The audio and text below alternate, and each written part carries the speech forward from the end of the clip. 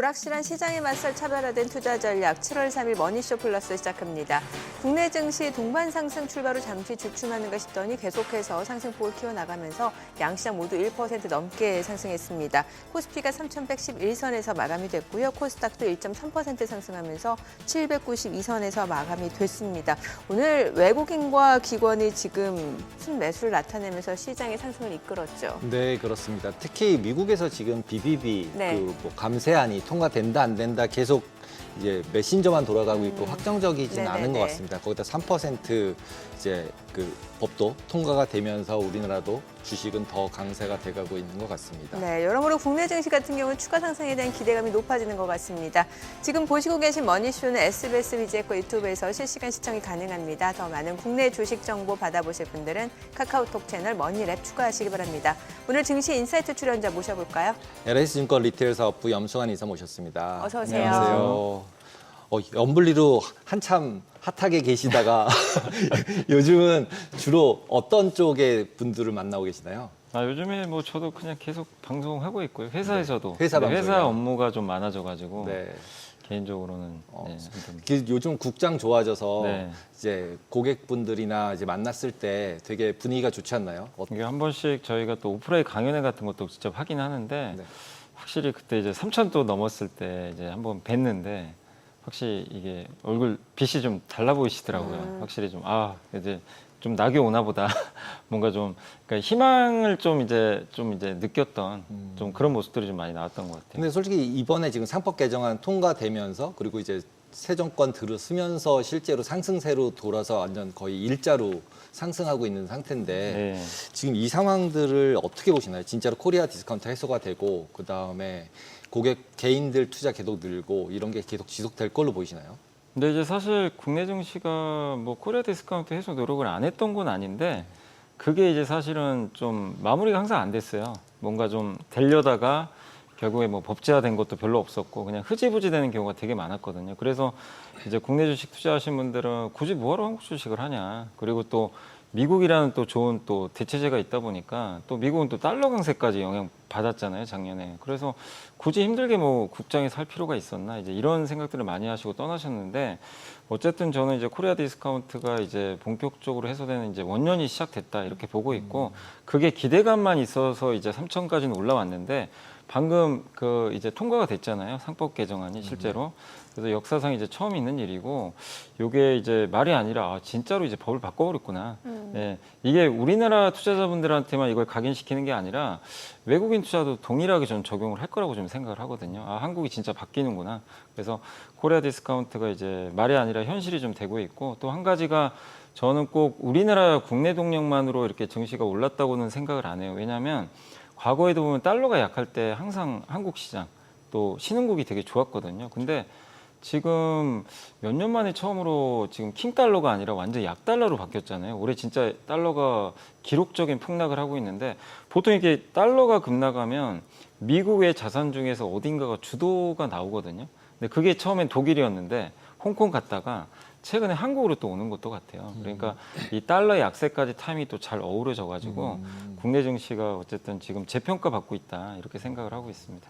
네, 이번 여야가 비한 상법 개정안 이제 핵심 쟁점이 3% 룰인데 이 3% 룰이 보완해서 이제 통과가 됐습니다. 어떤 내용이 담겨 있고 이게 또 어떤 의미를 담고 있는지도 좀 알려주세요. 그러니까 이제 보통 이제 뭐 사내이사나 사회이사, 그러니까 이번에 아마 사회이사까지도 네. 이걸 감사로 이제 선임을 할 때 3% 룰을 적용하는 것 같은데 핵심은 이겁니다. 대주주가 만약에 50%의 지분을 갖고 있다면 감사 선임할 때 당연히 50%의 지분율을 확보를 하겠죠. 그럼 당연히 자기가 원하는 대로 다 할 수가 있어요, 사실. 네. 누구든지. 근데 이 감사 선임할 때 이거를 3%로 묶어버리는 거예요. 대주주 지분을. 그러면 이제 그러니까 누구도 다 똑같아요. 뭐 10% 갖고 있는 사람도 3%가 되는 거고, 그러면 이제 아주 소수의 지분을 갖고 계신 사실 뭐 0. 몇 %밖에 안 되는 그런 개인 투자분들이 되게 많으시잖아요. 이분들의 이제 표가 모였을 때 대주주 표를 이겨버릴 수가 있는 거죠, 사실상.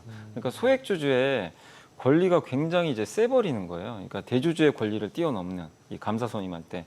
그렇기 때문에 이거를 이렇게 감사 선임할 때 3%를 적용하게 되면 대주주가 이제 마음대로 그러니까 자기가 원하는 대로 하기가 좀 쉽지 않아지고 소액주주가 또 원하는 형태로 이제 경영이 또 전개될 수 있다 보니까 소액주주의 파워를 엄청나게 올리는 제도 중에 하나거든요. 근데 이거를 이제 이번에 상법 개정안에 그 이제 투입을 좀 해가지고 뭐 보완해서 좀 통과를 했다고 하니까 이거 역시도 개인 투자분들의 어떤 이제 권리를 올리는 그런 저는 정책이라고 보고 있습니다.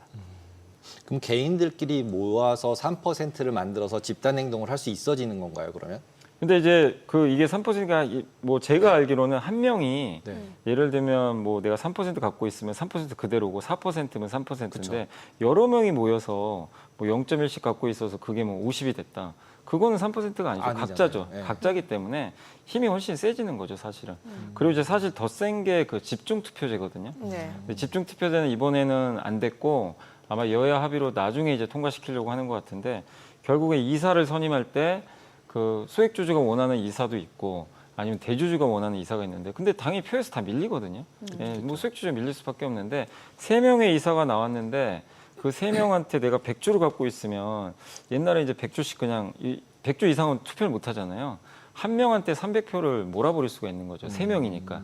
이게 집중 투표제인데 이렇게 되면 소액주주가 3배의 힘을 그냥 가져버리게 되거든요. 네. 그러니까 본인들이 원하는 이사를 또 안 칠 수가 있다 보니까. 근데 이거는 이번에 아직은 여기엔 들어가지 않았지만 차후에 이것까지 아마 통과가 되면 소액주주의 아마 권리가 더 올라갈 수밖에 없다. 이렇게 보고 있습니다. 그러다 보니까 이제 적대적 M&A 대상이 될 수도 있다. 그리고 결국에 오너나 경영권 입장에서 보면 경영권 방어가 쉽지 않아진다. 이런 지금 불만사항도 있는 거잖아요. 네, 근데 뭐 그렇게 따지면 사실 미국이란 나라도 뭐 그렇고 사실 우리보다 훨씬 선진화돼 있고 네네. 우리도 이제 미국 스타일로 지금 간다는 거잖아요. 근데 미국 증시나 기업들 보면 우리보다 훨씬 지금 높은 성과를 잘 내고 있거든요.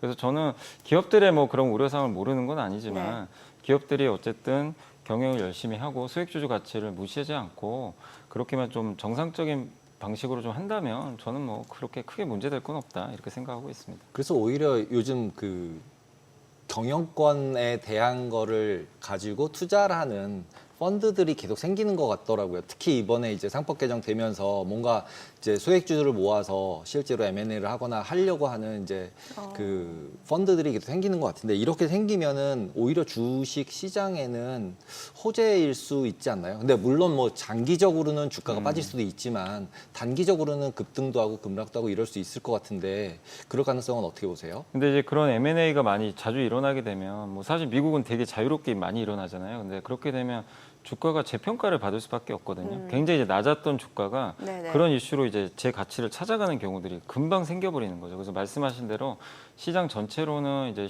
뭐 주가 부양 측면에서는 상당히 긍정적일 수 있는데 그게 이제 너무 또 과열되면 또 피해가 또 발생할 수도 있기 때문에 그 어떤 이제 기준을 가지고는 좀 봐야 되겠지만 근데 한국에 지금 어쨌든 굉장히 저평가된 그러니까 자산 가치 흔히 이제 PBR 1배 이하가 너무 많잖아요. 근데 그 심지어 0.2배, 현대제철 같은 기업이 0.2배밖에 안 되거든요. 근데 이제 이재명 대통령도 했던 얘기가 PBR 0.8배 이하는 다 M&A 시켜야 된다. 그렇게 좀 강하게 나갔어요. 왜냐하면 그렇게까지 주가를 부양을 안 했다는 거죠. 너무 가치를 절하시켜서. 그렇기 때문에 그런 낮아진 가치 있는 기업들을 어떻게 보면 좀 약간 그 이렇게 높일 수 있는 그런 또 촉매제 역할을 또 할 수도 있기 때문에 시장 전체로는 어쨌든 좀 붕업이 되지 않을까 이렇게 생각은 하고 있습니다. 지금 코스피가 올해 보니까 상반기에만 27% 넘게 올랐는데 지금 보면은 메이저 수급 주체들이 또 계속해서 시장 상승을 좀 이끌다 보니까 조금 더 추가 상승에 대한 기대감도 있고 또 이번 새 정부 들어서 5,000선에 대한 기대감도 갖고 계신 분들 많거든요. 개인적으로 어떻게 보세요? 5천이 사실 불가능한 건 아니에요. 네. 근데 이제 항상 그거죠. 5천이 그냥 다 공연불이 돼버렸죠. 옛날에도 하다가 흐지부지. 그러니까 제가 걱정하는 건 그거예요. 말은 항상 이제 되고 기대는 높였는데 정작 실천이 안 돼서 무너진 경우가 너무 많았거든요. 근데 지금 현재 어쨌든 이번에 상법 개정도 통과된 거 보면 이번에는 그래도 좀 뭔가 지금 행동이 지금 실제로 나오고 있기 때문에 뭐 5천까지는 모르더라도 제가 봤을 때는 지금 일본이 지금 10년 전부터 밸류업 해가지고 증시가 상당히 좋은데 일본의 PBR이 1.4배 정도 되거든요. 네. 근데 우리나라가 지금 이제 3천이 한 배예요. 그러니까 1.4배 적용하면 딱 4,200 나오거든요. 그래서 저는 지금 시기에 뭐 5천까지는 모르겠지만 지금 시기에 어떤 이제 그 상법 개정이라든가 주주 가치를 이렇게 올리는 그런 정책들이 나오고 또 달러 약세가 지속되고 또 우리나라 기업들의 실적도 좀 잘 받쳐준다면 PBR 1.4배 가면 이제 일본 수준까지 가는 거니까 그 레벨까지는 충분히 갈 수 있지 않을까 이렇게 장기적으로 생각을 일본 하고 있습니다. 밸류업이 지금 얼마 정도 시간이 걸린 거죠? 10년 정도 걸렸어요. 10년 걸린 예. 거죠. 그럼 우리 10년 걸려야 1.4배가 되는 아, 건가요? 그런 건 아닙니다. 예. 근데 거기도 이제 굉장히 이게 그러니까 우리는 이제 막 시작하는 거지만 일본도 되게 고생을 많이 한 걸로 알고 있거든요. 근데 어쨌든 우리는 이제 일본이랑 사례가 있으니까 그만큼 우리가 또 빨리 할 수가 있어요. 그리고 어쨌든 지금 법도 전격적으로 빨리 통과시켜 버렸잖아요. 그래서 저는 속도는 또 빨라질 것 같고 또 한국 증시가 사실 그 1.4배도 저는 비싸다고 생각은 안 합니다. 우린 그 이머징 마켓이라고 그러죠. 이제 신흥국 전체 평균이 1.8배나 되거든요. 그만큼 한국이 한 배도 못 갈 정도로 그동안 좀 부진했기 때문에 뭐 1.4배도 뭐 지금 수준에서는 높아 보이긴 하지만 충분히 재평가 받는다면 뭐 빠른 속도로도 도달할 수 있지 않을까 이렇게 기대는 갖고 있습니다. 처음에 아까 달러 약세 잠깐 말씀하셨는데 달러원 같은 경우 지금 이제 1,350원에서 그래도 조금 다른 나라 통화들 강세되는 거 대비해서 잠깐 주춤하고 있는데 속도가 빠르게 이제 강세가 된 다음에 그러면 이제 외국인들 계속 더 들어오면 뭐 1,300원, 1,200원대까지도 가능하다 이렇게 보시나요, 환율은? 근데 이제 뭐 외국계에서는 1,300원 초반까지 보더라고요. 근데 물론 그 기간은 1년 정도 보더라고요. 이렇게 길게 보기 때문에 당장 간다는 아닌데 결국 중요한 거는 그거거든요. 이제 원달러 환율을 결정하는 것 중에 1순위는 우리나라의 펀더멘털 경기랑 미국 경기 비교거든요. 미국이 좋으면 그냥 달러는 다시 올라갑니다. 근데 아시겠지만 지금 얼마 전에 그 피치가 우리나라 그 경제 성장 전망치를 1.4에서 내년입니다. 내년에 1.8로 올려버렸어요. 왜냐하면 이제 돈 풀고 경기 부양책을 세게 할 거기 때문에 경제 성장이 좀 나오겠다. 이런 식으로 이제 올렸거든요. 그러면 우리나라는 지금 최악에서 이렇게 올라가는 구조고 미국은 지금 반대거든요. 지난 몇 년간 경기가 너무 뜨거웠는데 오늘 또 ADP 민간 고용도 완전히 꺾여버렸잖아요. 이제 그런 것처럼 이게 침체는 아닌데 미국이 이렇게 계속 모멘텀 받아서 가는 경제는 아닙니다. 이게 조금씩은 둔화되죠. 그럼 모멘텀이 더 중요하기 때문에 그런 면에서 원화가 더 셀 수밖에 없고 또 한 가지는 지금 트럼프 대통령 스스로가 달러 약세를 되게 원하고 있기 때문에 그런 면에서 달러 그 상승을 압박할 뭐 그런 좀 분위기도 아닌 것 같고 또 신흥국한테도 주문을 좀 했던 걸로 알려져 있죠. 그 각국의 통화 가치 좀 올려라. 이런 또 미국의 또 요청도 있었기 때문에 그런 걸 좀 종합적으로 본다면 저는 이 달러 약세가 그냥 일시적인 게 아니라 좀 구조적으로 좀 시작이 됐다. 정말 오랜만에 지금 달러 약세거든요. 그래서 이거는 뭐 최소 1, 2년은 더 갈 수가 있기 때문에 그런 면에서 1,300원 초반까지 갈 가능성이 높고 이창용 총재도 그런 얘기를 좀 하셨더라고요. 그러니까 1,350원이나 60원까지 오니까 또 수출 걱정 이런 게 좀 안 할 수는 없잖아요, 환율이. 근데 사실은 1,400원 이상까지 갔던 건 이제 우리나라만의 좀 문제가 있었던 거죠. 뭐 정치 불확실성이라든가 내수 부진 이런 게 있었기 때문에 간 거지. 사실은 이제 정상화되는 거거든요. 그러니까 1,300원까지 온 거는 그런 불확실성이 해소되면서 오는 거고 여기에서 이제 우리나라 경기가 좋아지면 1,300원 초반까지 갈 수 있거든요. 그러니까 이 수순으로 간다면 이거는 오히려 좀 긍정적인 방향으로 가는 거지. 이게 뭐 환율이 또 떨어져 가지고 또 경제 수출에 타격을 받는다. 그렇게까지 저는 생각은 안 하고 있습니다. 환율 보면 참 이제 감회가 새로운 것 같아요.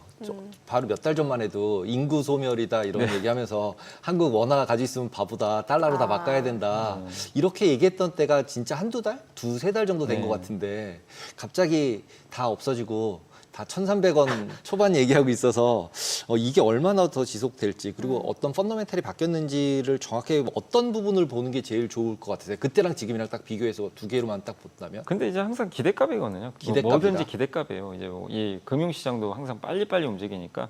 아까 말씀드린 대로 제일 중요한 게 한국 경기가 앞으로도 미국보다 더 안 좋다. 그러면 달러 계속 오르는 거죠. 사실은. 그게 좀 큰 건데 지금 제가 말씀드린 거는 지금 정반대거든요. 한국 경기가 더 좋아질 것 같아요. 뭐 성장률이 월등히 높다가 아니라 한국은 바닥에서 이렇게 터닝하는 거고 미국은 위에서 꺾이는 거거든요. 그러면 이제 둘 간의 격차가 좁혀져요. 그렇기 때문에 그게 하나가 있고 또 달러 결정하는 그 요인 중에 하나가 결국에 이제 그거거든요. 금리 차거든요. 두 나라 간의 이제 금리 차인데 지금 우리나라는 계속 금리 낮추는데 미국은 안 낮추고 있잖아요. 근데 미국 경기가 나빠지면 결국엔 금리를 미국은 낮출 수밖에 없고 한국은행은 제가 봤을 때는 아마 금리를 인하를 하긴 할 텐데 부동산 때문에 속도감을 높이긴 좀 어려운 것 같아요. 이 금융 불안정 때문에. 그러면 양 국가 간의 금리 차가 좀 좁혀지겠죠. 이 금리 차 좁혀지면 환율이 또 내려가는 요인이고 마지막이 결국 그 나라의 불확실성이거든요. 근데 우리는 계엄 터지고 나서 사실 컨트롤 타워가 없었죠. 그게 사실 저는 굉장히 많이 반영이 됐다고 생각을 해요. 우리나라 환율 1,400원 넘어가는데 근데 지금 어쨌든 신정부가 들어왔기 때문에 이 리스크는 이제 완전히 제거됐거든요.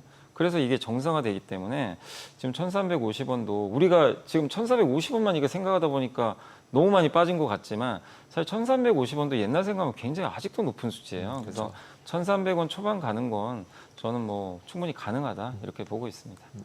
그럼 섹터별로 봤을 때 앞으로 이제 시장을 좀 더 추가적으로 상승으로 이끈 주도주는 뭐라고 보세요? 결국은 이제 상반기는 조선방산이 이끌었잖아요. 조선방산 같은 이제 섹터나 아니면 뭐 엔터 같은 기업들이 이끌었는데 하반기는 이제 저는 결국 좀 반도체가 가장 중심에 오늘 또 그걸 보여줬죠. 그래서 사실 하이닉스가 먼저 가졌고 이제 사실 상대적으로 삼성전자 못 갔지만 오늘 삼성전자가 뒤늦게라도 4% 움직였고 결국 시총이 큰 거 중에서는 좀 부진했던 게 결국엔 바이오랑 반도체 2차 전지 정도거든요. 시총만 봤을 때는 자동차까지 포함을 해서 이들이 다 못 갔죠. 근데 어쨌든 그 중에서는 반도체가 모멘텀, 지금 AI 모멘텀이 가장 좋기 때문에 저는 삼성 쪽을 중심으로 해서 하반기는 좀 반도체가 이끌지 않을까 이렇게 예상은 하고 있습니다. 뭔가 그러면은 그 반도체 소부장이라고 해서 중소형주까지도 좀 낙수 효과를 기대해 볼 수 있는 거예요. 예, 근데 이제 하이닉스가 가는데 되게 좀 이번 사이클이 너무 이례적인 게 보통 이렇게 하이닉스나 이런 대형주가 가면 소부장이 같이 가거든요. 그렇죠. 철저하게 못 갔어요. 너무 소외를 받아가지고 왜냐하면 공급을 늘리는 사이클이 아니라 공급을 절제하는 가운데 수요가 증가하는 사이클이거든요.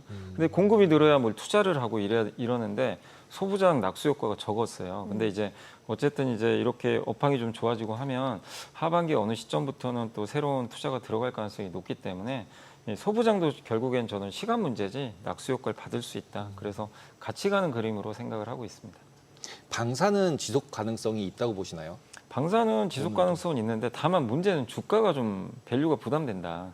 이게 좀 문제인 것 같아요. 그래서 현대로템이 어제 그 뉴스 나왔잖아요. 그 폴란드의 K2전차. 예, 그거 이제 납품하는 계약이 굉장히 큰 거거든요. 2차 계약이 드디어 맺어졌는데 그런데도 주가 빠지더라고요. 흔히 이제 세론이라고 하는데 좋은 건 알지만 우리가 어쨌든 이 방산에 대한 기대감은 이미 많이 선반영이 됐기 때문에 지금 이렇게 삼성전자나 오늘 LG엔솔, 포스코홀딩스 이게 달리잖아요. 수급을 이쪽으로 뺏길 수밖에 없어요.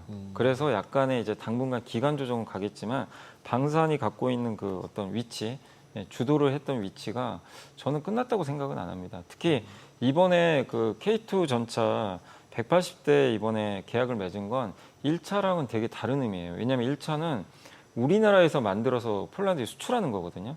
2차는 이 중에 일부 물량이 폴란드에 현지 공장을 만들어서 직접 직납을 합니다.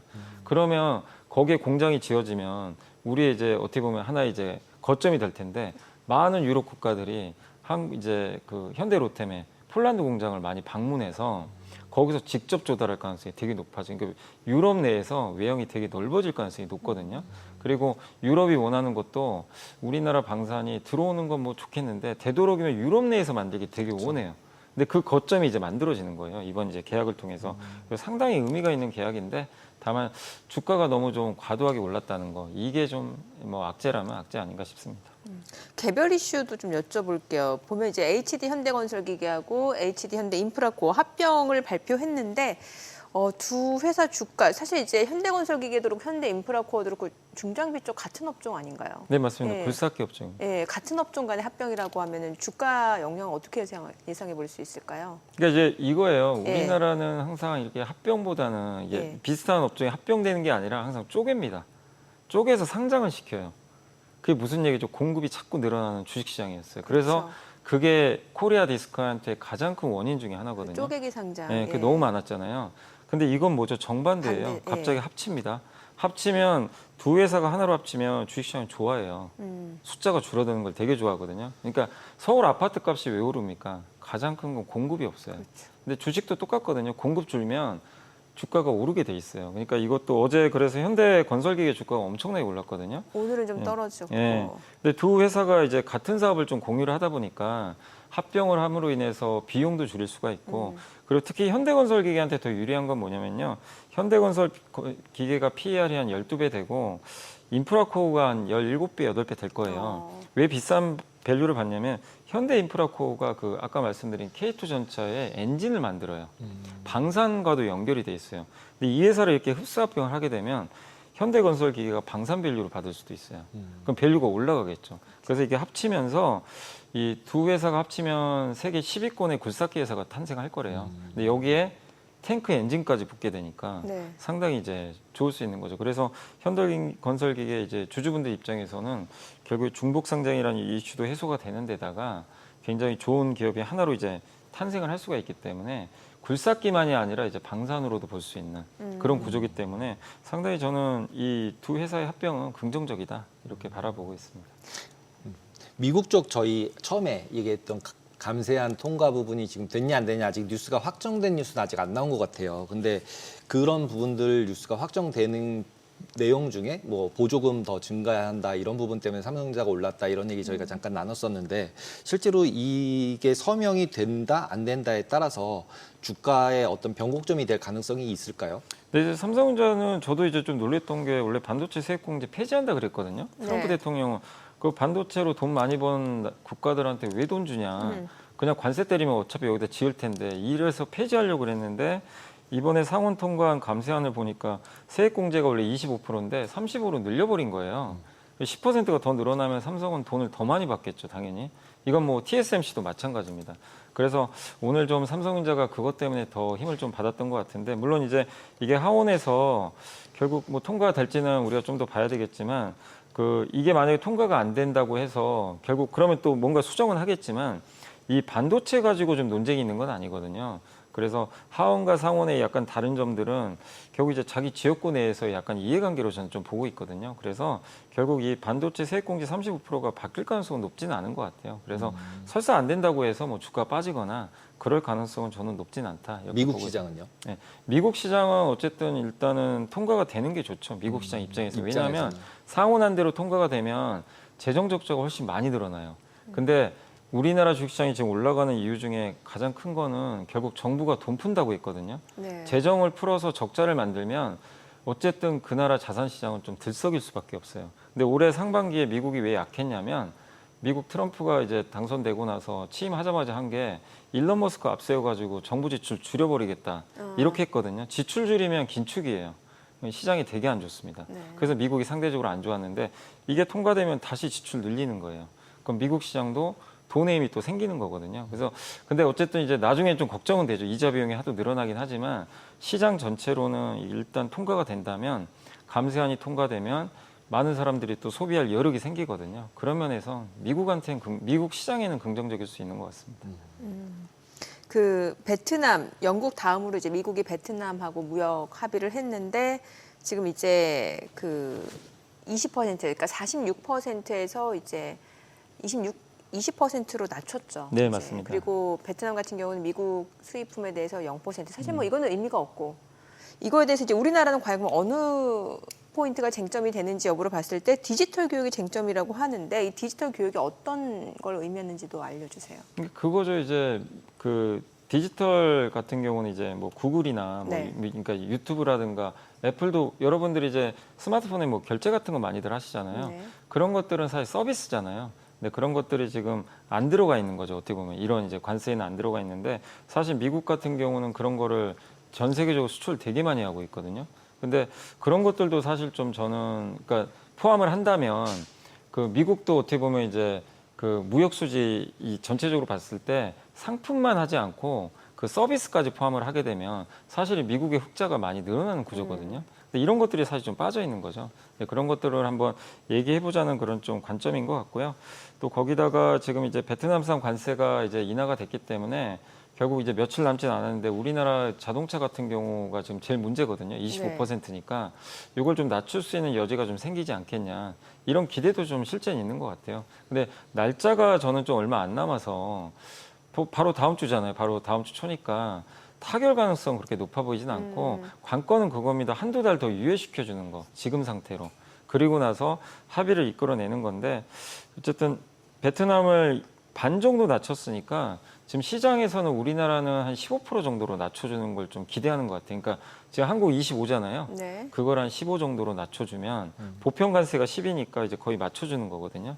그래서 그 정도 된다면 시장은 조금 오히려 좀 긍정적으로 반응을 할 것 같은데 다만 아직은 뭐 한국에 대해서는 얘기가 나온 게 없어서 좀 더 지켜봐야 되겠습니다. 아니 저 이 디지털 교육에 대해서 좀 더 여쭤보고 싶은 게 앞서 캐나다에서는 이제 디지털세를 부과하겠다라고 했다가 하루 만에 철회했잖아요. 그러니까 네. 요거랑 좀 비슷한 맥락으로 봐야 되는 거지. 왜냐하면 이게 뭐 보니까 지도 데이터를 반출할 수도 예, 그 있다. 공개하라고 한 게 있어요. 그러니까 우리나라 지도를 네, 그러니까 지금 보시면 네이버 지도 우리 다들 쓰잖아요. 예. 근데 전 세계적으로 대부분 다 구글 지도 구글 쓰거든요. 그렇죠. 예. 근데 이제 정보 제공을 안 하는 거죠. 구글 지도가 안 되면 자율주행도 못 하는 거죠. 네, 그죠. 그래서 네. 테슬라도 우리나라에선 티맵 쓰는 네, 거고. 그래서 그걸 요구를 하는 게 이제 미국 같은 경우는 이제 그걸 좀 요구하거든요. 그걸 좀 법을 좀 바꿔서 그러니까 지도를 이제 좀 이 정보를 공유할 수 있게, 그러니까 한마디로 구글 지도 쓸 수 있게 해달라는 거죠. 근데 지금 외국인들이 사실 한국 와서 구글 지도 쓰면 이게 안 보이거든요. 네. 그러니까 이제 네이버 지도 같은 걸 이용해야 되는 건데 이건 차별 아니냐. 이런 식으로 이제 얘기를 하는 것 같아요. 그리고 이제 캐나다 문제는 캐나다 같은 경우는 어쨌든 이제 그 미국이나 이런 국가에서 이제 많은 서비스 기업들, 뭐 구글이나 빅테크 이런 기업들, 빅테크가 돈을 많이 벌잖아요. 그러니까, 사실 예. 서비스를 거기에 세금 물리겠다는 그렇죠, 거거든요. 예. 근데 그거를 이번에 어쨌든 좀 합의를 해가지고 빼기로 해버렸죠. 네네. 그래서 캐나다랑 협상이 잘 될 것 같은데 우리나라에까지 뭐 그런 걸 지금 뭐 부과한다 그런 거는 없는 것 같고요. 제가 알기로는 어쨌든 아까 말씀하신 그 지도 문제가 좀 지도 가장 문제, 큰 결국. 쟁점인 것 같습니다. 근데 요즘 뉴스 중에 보다가 로보락이랑 이런 청소기가 지도랑 그 화면을 전부 다 중국으로 이전시켰다 데이터를 그러면서 그 약관을 바꿨다 그러더라고요. 그러면서 이제 로보락이랑 그런 쓰는 게 대부분 다 이제 중국산이잖아요, 거의. 근데 네. 그런 걸 쓰지 못하게 한다 이런 것처럼 하면서 국가가 기본적으로 그런 디지털 정보에 대해서 다 막으면 지금 미국이 요구하는 이거에 반하는 거잖아요. 네. 해주면 안 되는 거잖아요. 이제 어떤 정보를 밖으로 빼나가는 거를. 근데 그거를 합의를 할 가능성이 있나요? 글쎄요, 뭐 그건 제가 그러니까 모르겠지만, 예를 들면 예. 합의를 한다라고 했을 때 이제 뭐 미국은 해주고 또 중국은 안 해주고 이러기도 그러기도 좀 뭐하고 쉽지 않아요. 되게 예. 좀 이상하잖아요. 근데 우리나라는 좀 특수국가잖아요. 네. 지금 분단 상태고 분단 국가니까. 전쟁 중이거든요. 사실 엄밀히 따지면. 그러니까 휴전 상황인 네, 거죠. 그래서 예. 그런 이제 민감한 정보들이 사실 어쨌든 외부로 나갈 수가 있거든요. 그래서 저는 아마 이거 합의하기는 좀 만만치 않을 거로 좀 개인적으로 생각은 하고 있습니다. 그러네요. 분단 국가임을 잠시 잊고 있었네요. 네, 요즘 분단 국가 잊어버린 지 좀 된 것 같습니다. 예. 예. 미국에서 금리 인하 쪽으로 이제 넘어가서 보면 이제 금리 인하 될 거다. 이제 쪽으로 좀 많이 기울었잖아요. 그럼에도 불구하고 10년짜리 금리 안 내려오더라고요, 잘. 그러니까 이제 네. 미국이 지금 금리 그래도 좀 4.7에서 조금 내려오긴 네. 했는데 네.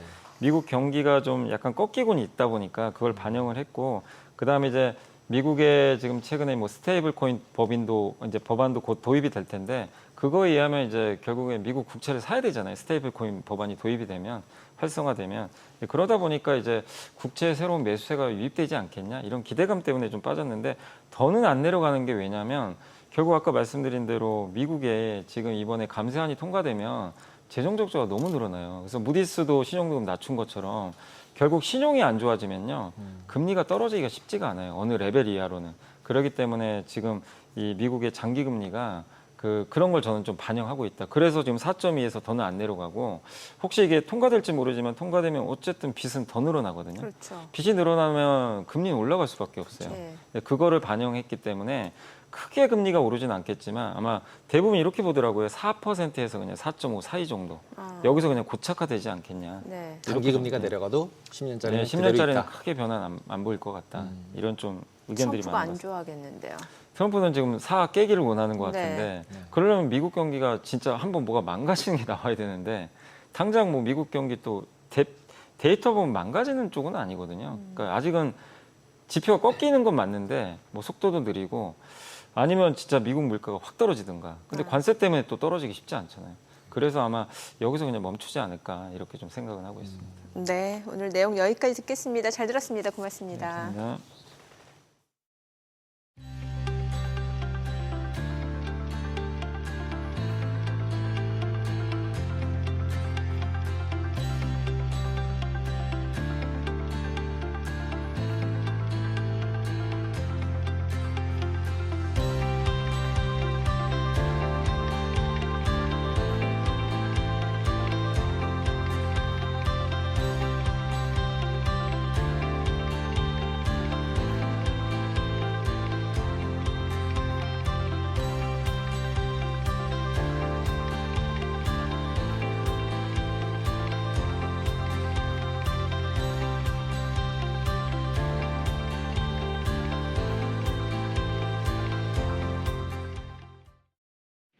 오늘장 특징주부터 뉴욕 증시 리포트까지 정리해 드립니다. 먼저 오늘 우리 증시에서 가장 주목받은 섹터 혹은 테마부터 정리해 볼 텐데요. 이재명 대통령이 오늘 세계 일회용 비닐봉투 없는 날을 맞아 탈플라스틱 로드맵을 올해 안에 마련하고 음료류의 페트병 재생원료 사용 의무화를 추진하겠다고 밝혔습니다. 이에 따라 관련 종목들이 급등세를 보였는데요. 먼저 삼육물산은 종이로 만든 액체 음료 포장 용기를 제조하는 기업인데 오늘 상한가를 기록하면서 7,340원에 마감했습니다. 에코플라스틱도 오늘 두 자릿수 상승하면서 17% 급등했습니다. 3,960원에 마감했고요. 세림 BNG는 오늘 장 후반 들어서 상승폭을 키워냈고 상한가에 마감했습니다. 종가는 1,803원입니다. 이외에도 CTK와 한국패키지가 일제히 오름세를 보이면서 관련 종목들이 상승 마감했습니다. 미국과 베트남 간 관세 합의가 이뤄지면서 한국과도 긍정적인 협상을 이뤄낼 수 있다는 기대가 커지고 있습니다. 이에 따라 앞서 50%의 관세가 부과된 철강 업종이 주목을 받았습니다. 또 긍정적인 반덤핑 제소 결과가 예상되는 점도 철강주의 호재가 되고 있는데요. 지난달 스테인리스 후판 본조사 결과가 예비조사와 동일하게 21% 관세 부과로 결정됐고 뒤이어 발표될 후판과 열연 조사에서도 긍정적인 결과가 나올 가능성이 높아졌습니다. 이에 따라 오늘 철강 관련주가 강세를 씌워냈는데요. 먼저 현대제철은 아마존 웹 서비스와 협약을 체결하면서 디지털 전환과 저탄소 철강제 확대에 나선다는 소식에 상승폭을 크게 그려냈습니다. 오늘 16%대 오르면서 35,550원에 마감했고요. 포스코홀딩스도 오늘 8%대 오르면서 31만 2천원, 동국제강도 오늘 7%대 강세 시연했습니다. 이외 KG스틸과 세아베스틸 지주도 강세 흐름 보이면서 관련 종목들이 상승 마감했습니다. 이어서 뉴욕 증시 종목에 대한 투자 의견 정리해드리겠습니다. 오늘은 글로벌 유통기업 코스트코부터 미국의 온라인 중고차 플랫폼 업체 카바나, 그리고 이커머스 기업 쿠팡까지 세 가지 종목 살펴보겠습니다. 첫 번째 종목은 글로벌 유통기업 코스트코입니다. 현재 주가는 982달러 선이고요. 목표 주가는 1225달러 선으로 제시됐습니다. 코스트코는 고물가와 소비 둔화, 관세 불확실성 속에서도 멤버십 기반의 수익 구조와 공격적인 가격 전략으로 역대 최고 수준의 실적을 기록했습니다. 매출은 전년 대비 8%, 영업이익은 12% 증가했고 연회비 수익이 전체 영업이익의 절반을 차지하면서 재가입률 90%라는 선순환을 굳혔습니다. 식품 부문은 주요 품목 가격을 10% 이상 낮추면서 경쟁력을 강화했고 식품 이외 품목도 관세 부과 전 선제 입고 전략으로 물량 안정성을 확보했습니다. 또 자체 브랜드 커클랜드 시그니처 제품을 현지 생산으로 전환해서 관세 회피와 원가 절감을 실현했습니다. 증권사에서는 현재 밸류에이션이 다소 높지만 높은 갱신율과 프리미엄 회원 유입 흐름을 고려하면 소비 회복 시 주가의 추가 상승 여지가 있다고 평가했습니다. 두 번째 종목은 온라인 중고차 플랫폼 업체 카바나입니다. 현재 주가는 343달러 선이고요. 목표 주가는 별도로 제시되지 않았습니다. 세계 최초로 자동차 자판기를 선보인 카바나는 물류부터 정비, 판매, 배송까지 수직 계열화를 완성한 구조를 갖추고 있습니다. 1분기 매출과 영업이익은 전년 동기 대비 2배 이상 성장했습니다.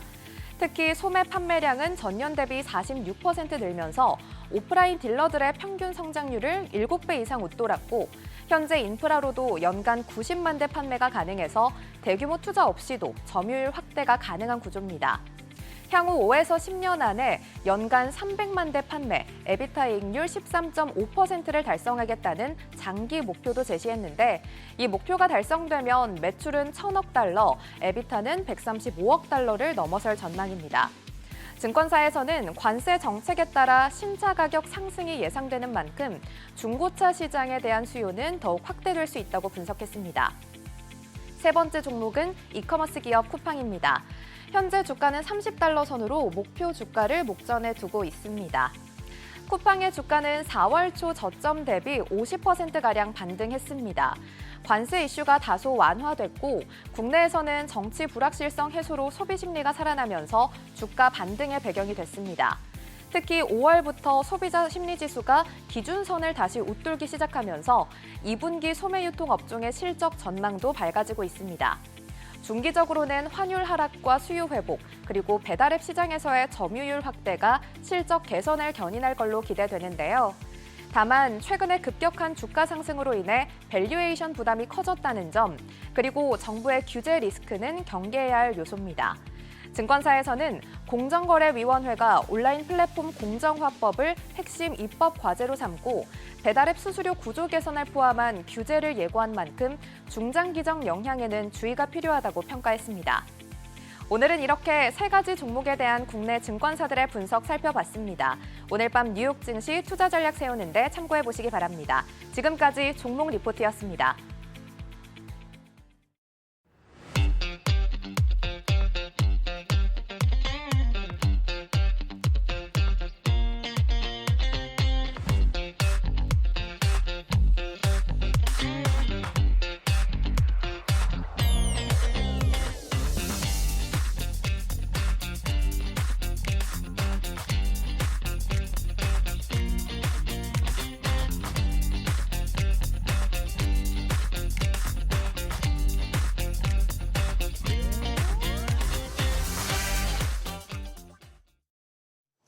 지난해부터 국내 반도체 업황이 살아나기 시작하더니 올해 상반기엔 반도체 수출이 11% 넘게 늘었다고 합니다. 정말 오랜만에 훈풍이 불고 있는 상황이죠. 네, 그렇습니다. 특히 SK 하이닉스는 사상 최대 실적 내면서 거기에 오늘 같은 경우는 이제 삼성전자까지 급등하면서 반도체 주식들이 전부 다 상승을 하고 있는 상황인데요. 현재 반도체 상황과 그다음에 글로벌하게 반도체 기업이 더 성장할 수 있는지 시장 변화 부분을 다 전부 합쳐서 한국전자기술연구원 석자연구원님 자리했습니다. 이규복 연구원님 자리하셨습니다. 어서 오세요. 안녕하세요.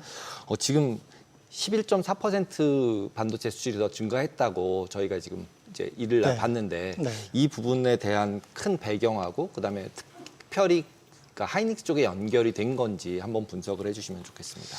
일단은 뭐 최근에 저희가 챗GPT라는 그런 새로운 그 AI 서비스를 시작을 하지 않았습니까? 글로벌하게 이제 AI 서비스가 시작이 되면서 AI의 그 가속기 칩이라는 반도체 AI 프로세서라는 칩이 이제 새롭게 시장에 이제 대두가 되게 됐고 그러면서 거기에 같이 포함돼서 고대역폭 메모리라는 HBM이라는 메모리 반도체가 같이 포함되면서 전반적으로는 AI 시장이 반도체 시장의 업황을 좀 올리지 않았는가 그런 생각이 들고요. 그런 상황 때문에 마찬가지로 하이닉스나 이제 국내 기업의 실적도 어느 정도 올라갔다고 좀 보입니다. 어떤 분들은 이제 하이닉스가 삼성전자 시총을 넘길 정도다라고 얘기하는데 교수님 어떻게 보시나요? 시총을 넘길 수도 있다고 생각이 듭니다. 그렇지만 이게 삼성전자가 기존에 가지고 있던 그런 범용적인 메모리 시장 그리고 뭐 LPDDR이나 여러 가지 메모리 반도체에 관련돼서는 또 삼성이 그동안에 갖고 있던 그런 경쟁력이 있기 때문에 아마 지금이 가장 중요한 시기일 것 같은데 그런 상황에 따라서 삼성이 이제 어떤 성공 전략을 펴냐에 따라서 좀 약간 좀 달라지지 않을까 생각이 들기도 합니다. 뭐 SK하이닉스 사상 최대 실적 이 얘기 최근에 계속 들어왔잖아요. 근데 네. 2분기도 또 사상 네. 최대로 예상이 되고 있는 상황인데 역시나 HBM 때문이라고 봐야 될까요? 예, 맞습니다. 예. AI 반도체가 지금 뭐 각국을 그 대표하는 기업들이 대부분 이제 데이터 센터를 자체적으로 구축하고자 하기 때문에 그렇게 되면 AI 반도체가 당연히 들어가고 거기에는 빠른 데이터 처리를 위해서는 HBM이라는 메모리가 분명히 들어가기 때문에 그 시장에서 가장 경쟁력을 가지고 있는 하이닉스가 가장 수혜를 보고 있다고 그렇게 볼 수 있겠습니다. 삼성전자도 계속 그 퀄리피케이션 네. 테스트 통과했다 이런 뉴스도 나오고 있는데 네, 그럼 네. 삼성전자는 이거를 못 만드는 건가요? 계속적으로? 아닙니다. 그 전체 HBM 시장을 보면 하이닉스가 한 55에서 60%를 시장을 차지하고 있고요. 삼성 같은 경우는 이제 40% 전후. 그러니까 이제 사양의 차이가 있는 그런 측면에서는 뭐 시장 점유를 같이 하고 있지만 하이닉스가 고사양의 HBM 쪽을 시장 장악하고 있기 때문에 그것 때문에 아마 전반적인 실적이나 이런 측면에서 상당히 양호하지 않나 생각이 듭니다. 이제 메모리 반도체 하면은 원래 이제 삼성전자였는데 지금 메모리 반도체 지금 점유율로만 놓고 봤을 때는 네. 어찌됐건 지금 SK하이닉스가 더 이제 앞서 올라갔죠. 나간 상황인데 네, 네. 그 결정적인 요인은 뭐라고 보시나요? 마찬가지로 이제 뭐 HBM이 되겠는데요. 그러니까 일반적인 메모리와 HBM의 가격이 전혀 다르기 때문에 네. HBM에서 고사양까지를 성공한 하이닉스 입장에서는 상당히 중요한 부분, 그러니까 고가격의 메모리를 판매를 하게 되고 그러면서 시장 점유율을 좀 더 커가게 하는 그런 것 때문에 매출도 증가를 하기도 하고요. 또 하나는 하이닉스가 하고 있는 일반적인 메모리 자체도 이 HBM을 통한 어떤 기업의 이미지가 향상되면서 그 다른 메모리까지도 같이 상승하는 효과를 가지고 있어서 그런 것들이 좀 매출로 좀 연결된다고 이렇게 보이겠습니다. 근데 이제 우리나라 같은 경우는 기본적으로 반도체 산업 전체가 연결이 돼 있잖아요. 네. 근데 소부장들은 실제로는 상승을 많이 못했잖아요. 네, 오히려 맞습니다. 하이닉스만 제일 많이 올라왔고 삼성전자도 못 올라왔고 그런 상황인데 나머지 그러면 키 맞추기나 아니면 투자가 더 일어나서 그런 소부장 쪽으로도 어떤 매수세나 아니면 성장성이 계속적으로 있을 수 있을까요? 예, 지금 이제 반도체가 소부장이 만약에 없다면은 단순히 이제 설계만 가지고 생산해서 하는 그런 반도체 시장이 안 되기 때문에 소부장도 중요하겠고 소부장에서의 어떤 국내에서의 그 정부의 그 지원 정책이라든가 여러 가지로 같이 있기 때문에 당연히 소부장 쪽의 업체들도 상당히 좀 성장세가 있을 거라고 좀 보이고 있고요. 기존에 있던 HBM과 함께 새롭게 나오는 여러 가지 그 메모리 반도체에 관련돼서 그런 것들 때문에 소부장까지 같이 좀 성장을 할 것으로 보이고 있는데 이제 안타까운 거는 이제 특히 이제 장비 같은 측면에서는 저희가 뭐 미국이나 일본, 유럽의 업체들한테 좀 의존을 하는 그런 상태이기 때문에 그런 거에 대한 새로운 어떤 지원책도 좀 같이 필요하지 않을까 생각이 듭니다. 이제 뭐 반도체 산업 얘기하면은 사실 이제 뭐 AI 쪽에서 가장 뭐 대장주 엔비디아 얘기를 빼놓을 수가 없을 네. 것 같은데 엔비디아 올해 1분기 매출이 지금 441억 달러. 네. 또 한 번 이제 시장 기대치를 뛰어넘은 상황이 된 건데 엔비디아 독주가 지속되는 이유가 분명히 있을 것 같아요. 뭐 쿠다 생태계 때문이다 여러 가지 얘기들 있잖아요. 네. 예. 어떤 거라고 보시나요? 이제 아시다시피 엔비디아는 옛날에 그 게임용 GPU 보드부터 네. 사실은 시작했던 그런 업체였죠. 근데 이제 그 GPU 자체가 인공지능을 추론하고 학습하는 데는 가장 효과적인 그 성능을 보이기 때문에 엔비디아의 칩이 조금 더 이제 올라가게 됐고요. 또 하나는 좀 전에 말씀하셨다시피 반도체라는 거는 반도체만 가지고 이제 운영되는 것이 아니라 반도체를 실질적으로 만들고 그리고 운영할 수 있는 소프트웨어 툴이 중요합니다. 그래서 엔비디아 같은 경우는 쿠다라는 소프트웨어 툴을 같이 갖고 있고 그런 것들이 이제 개발하는 입장에서는 상당히 이제 수월하게 개발할 수 있는 그런 환경을 만들어주기 때문에 엔비디아의 그 뭐랄까요 그 시장 점유율이 좀 더 지속되고 있지 않나 그런 생각이 듭니다. 근데 기본적으로 트럼프가 이제 AI 반도체들 중국에 수출을 못하게 막아버렸잖아요. 네네. 그러면은 결국은 시장 자체가 반쪽으로 줄어드는 건데 네. 엔비디아가 계속 성장할 수가 있나요? 그리고 그런 경우에 우리나라 기업들이 뭔가 중국으로 진출할 수 있는 기회가 있을까요? 네, 지금 봐서는 미국 정부의 그 대중국 수출 뭐 규제나 이런 것들, 특히 이제 반도체 관련돼서 장비나 아니면 핵심적인 그 AI 반도체에 대한 수출 규제가 있는 것들은 우리한테는 약간 좀 어려운 점도 있다고 생각이 드는데 엔비디아 입장에서는 중국이라는 큰 시장을 약간은 좀 규제 때문에 막히는 그런 부분이 있기 때문에 시장에서는 약간 좀 주춤할 수도 있겠지만 기타 다른 쪽에서의 그 AI 반도체 특히 자동차라든가 로봇 쪽에서도 HBM과 가속기 칩들이 들어가기 때문에 그런 새로운 시장 쪽에서는 좀 엔비디아가 좀 올라갈 거로 생각이 들고요. 한국 기업 입장에서는 중국 시장이 좀 막힌다고 한다면 오히려 이제 한국 업체들은 메모리 측면에서 보시면 약간 좀 불리한 상황 그리고 좀 고민을 좀 더 해야 되는 상황이 되지 않을까 생각이 듭니다. 오히려 대중국 수출 규제라고 하면은 우리 기업들은 또 반사이익이 기대될 수 있다 이런 분석도 있는데 좀 불리할 수도 있다는 거예요. 그렇죠. 이제 예를 들어서 이제 HBM을 그 엔비디아의 이제 고사양은 아니지만 예. 지금 현재 미국의 규제로 보면 새롭게 나온 것들은 고사양부터 이제 중간 사양까지도 이제 규제를 하겠다 이렇게 나오고 네. 있거든요. 근데 이제 AI 가속기 칩, 엔비디아의 AI 가속기 칩이 팔리려면 HBM과 같이 패키징이 돼서 이렇게 들어가게 됩니다. 그러면은 AI 가속기에 같이 들어가 있는 패키징 입장에서 보면은 한국의 HBM은 같이 묶여서 들어가는데 그게 규제가 되기 때문에 네네. 그런 측면에서는 아마 단기적으로는 그런 여러 어려움이 당연히 있으리라고 좀 생각이 듭니다. 그러네요. 합쳐서 들어가야 되는데 어차피 미국을 막으면 못 들어가기 때문에 우리도 못 들어간다는 얘기가 예, 되는 맞습니다. 거네요. 네네. 그다음에 이제 저희가 계속 앞에서 얘기했던 상호관세 부분 해서 보조금 부분이 이제 더 늘어나서 오히려 삼성전자나 우리한테 더 좋아졌다 이렇게 얘기를 이제 했는데요. 네네. 그 부분이 나머지 우리나라 반도체 기업들한테는 어떤 영향을 미치게 될까요? 지금 이제 뭐 주로 혜택을 보고 있는 기업이 뭐 대표적으로 삼성과 하이닉스가 이제 보조금을 받을 수 있는 상황이 됐고 그런 것들이 이제 뭐 추진이 되고 있는데 미국 내 시장에 삼성 하이닉스의 그 팹 파운드리 공장에 같이 연결되어 있는 기업들은 약간의 좀 도움을 좀 받지 않을까. 특히 이제 삼성이나 하이닉스에서 받는 그런 이익들이 그 기업들에 좀 전파가 되고 그 해외 진출에 조금 더 도움이 되지 않을까 그런 생각이 들고요. 직접적으로 아마 미국 정부에서 그런 기업들한테 뭐 직접적인 지원을 할지는 뭐 아직은 저 의문이라고 생각이 좀 들긴 합니다. 지금 관세 여쭤볼게요. 뭐 품목별 관세, 상호 관세 지금 상호 관세는 아직 좀 유예 중인 상황이고, 그럼 반도체 같은 경우는 어떤 영향을 받을 거라고 보시나요? 반도체는 지금 뭐 품목별로 이제 네. 별도로 이제 간다고 얘기가 돼 있기 때문에 뭐 관세에 대한 영향은 당연히 예. 트럼프 정부에서 분명히 관세를 매길 것으로 보이는데 이게 이제 어느 정도 그러니까 크게 관세를 매겨서 실질적으로 미국 입장에서는 예를 들어서 엔비디아의 칩이 아까 말씀드린 대로 이 칩에만 같이 묶여가야 되기 때문에 그 관세가 올라감으로써 전체적인 제품 가가 상승이 되고 이것들이 오히려 미국 제품들이 해외에 팔리거나 이럴 때 상당히 좀 불리한 부분도 있기 때문에 최근에 이제 엔비디아 말고 AMD라든가 기타 다른 업체들도 AI 가속기 칩을 만들고 있어서 그런 측면에서는 너무 많은 관세를 매기지 않지 않을까 하는 그런 조심스러운 예측도 좀 해봅니다. 네, 알겠습니다. 오늘 내용 잘 들었습니다. 고맙습니다. 네, 감사합니다.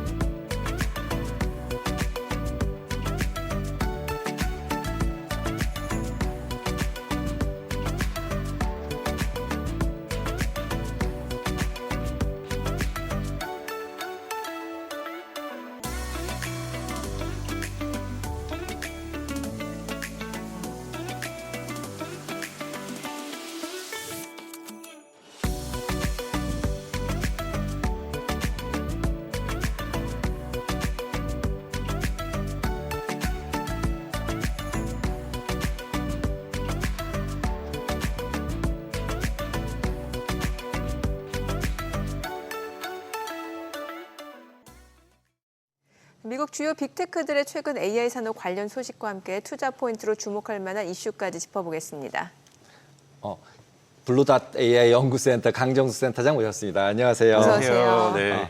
왜 자체 버퍼링이 걸리세요? 버퍼링, 아유, 네, 갑자기 버퍼링이 네, 걸렸습니다. 버퍼링. 네. 테슬라랑 지금 네. 엔비디아 두 가지가 핫하잖아요. 네네네. 그래서 저희가 이제 테슬라를 묻기 전에 일단 엔비디아를 여쭤볼 네. 건데 실제로 계속 이제 화웨이나 이런 데 엔비디아 칩 만들고 있어서 둘이 경쟁을 계속 하고 있다. 그래서 엔비디아가 좀 주춤할 것 같다.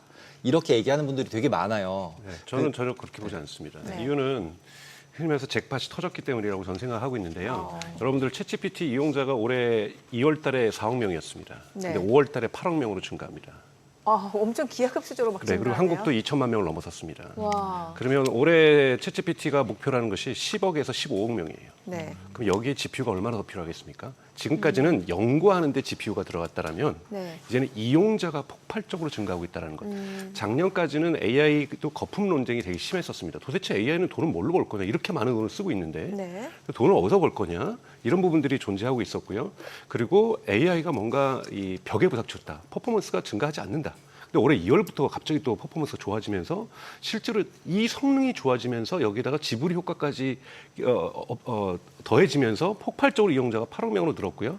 올해 12월에 목표로 해서 챗GPT가 인스타그램과 같은 SNS를 시작을 합니다.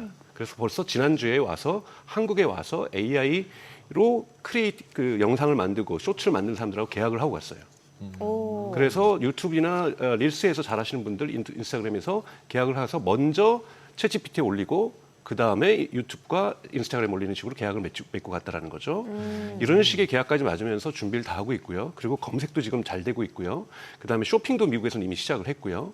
여기에 DM도 하겠죠. 당연히 SNS를 하게 되면 DM도 하겠다는 것은 카카오톡을 대체하려고 노력할 겁니다. 왜냐하면 밸류에이션이 지금 3천억 달러거든요. 이 3천억 달러를 방어하기 위해서는 개발자나 얼리 어댑터들한테 20달러씩 받아서는 될 수가 없는 시장이죠. 이거 지금 2천만 명을 넘지 않았습니다.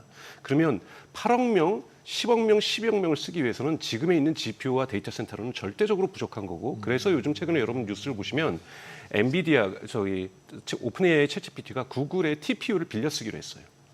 그러니까 이거는 엔비디아하고 결별한다고 또 엔비디아의 주가에 부정적 영향이 줄 거라고 이런 해석도 하시는데 그것이 아니라 워낙 얼마나 다급했으면 예. 이용자들이 폭발적으로 가면서 이건 뭐냐면 골드러시로 지금 많은 사람들이 1850년에 미국 서부로 갔었는데 그 전에 당연히 곡괭이 팔고 하는 사람들이 돈을 많이 벌었죠 당연히. 네네. 근데 진짜 골드가 나온 거예요.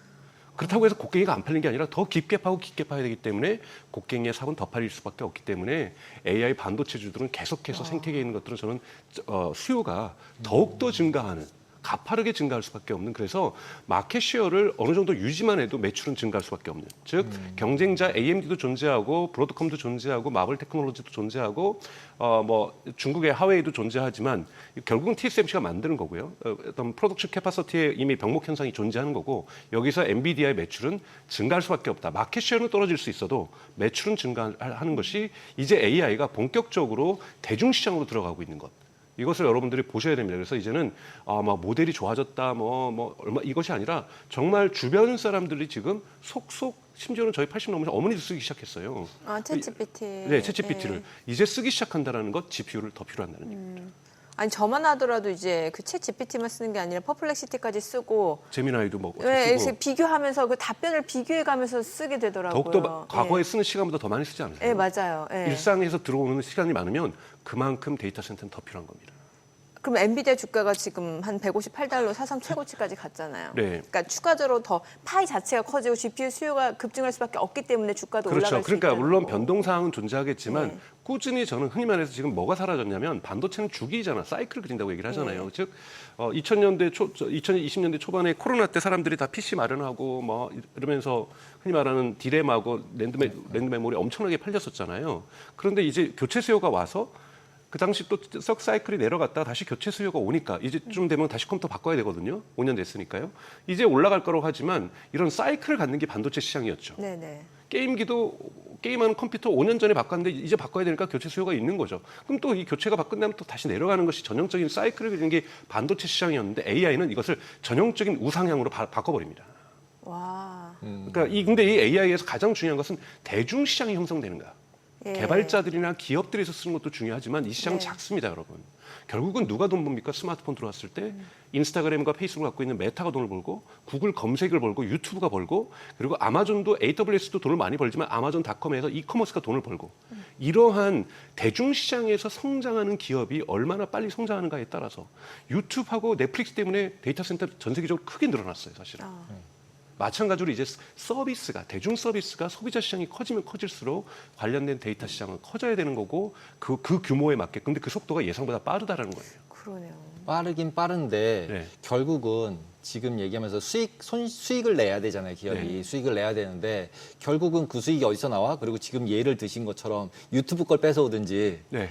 메타 걸 뺏어오든지 해야 되잖아요. 네. 오픈 AI가. 네, 그렇죠. 그러면은 결국은 GPU는 계속 써서 만드는데 네. 레비뉴는 이미 한정돼 있는 광고 레비뉴가 딱 정해져 있잖아요. 네. 그럼 그 파일을 나눠 먹는 건데 그렇죠. 그 파일을 나눠 먹는 건데 오픈 AI 주가는 올라갈 수가 있죠, 분명히. 네, 근데 아직 상장은 안 했지만. 상장은 안 했지만. 네. 하지만 이제 엔비디아도 어느 정도 레벨로 계속 투자를 하겠지만 나머지 사람들도 이제 지금은 경쟁이니까. 네. 그렇죠. 구글도 질 수는 없잖아요. 네. 그냥 오픈 AI 다 가져가라 이렇게 줄 수는 없잖아요. 네. 그래서 다행히 계속 하는데. 네.